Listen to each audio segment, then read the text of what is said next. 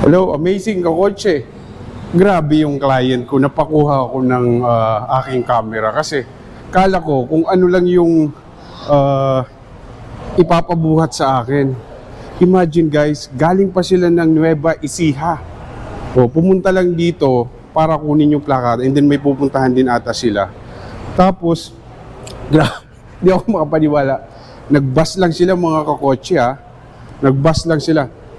Gali ka mga kakotse. Pakita ko sa inyo kung ano yung dinala sa akin. From Nueva Ecija. Nueva Ecija pa to ha. Grabe nakakagulat. So, ibibigay lang natin yung plaka. Hindi pa nila dinala yung Fortuner nila. Ito guys.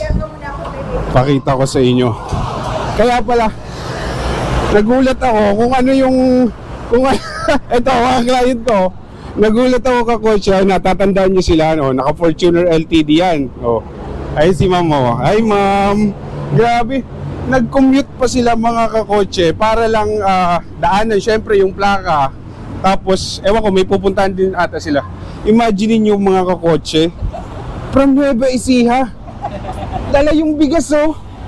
Grabe. Sobrang thankful boss. Ito yung plaka nila yan. Grabe boss. Boss di ako makapaniwala. Talagang kinumpute niyo pa yan? Grabe. Oo. Grabe talaga yung client ko. Ito yung anak niya, mahilig sa sasakyan. Ano, nakapag-drive na siya ng Fortuner? Okay, okay naman. Yes sir, komportable. O, di ba? Ayun. Tapos, pupunta kayo ng SM North. O din uwi na kayo. Bibili ng shoe. Wow, talaga. Congratulations. Nakuha nyo na yung refund nyo? Hindi pa. Baka next week. Next week pa? Opo. So yun, imagine nyo kakotse. Galing ng Nueva Ecija, oh. Oh. Grabe, talagang nakakatuwa.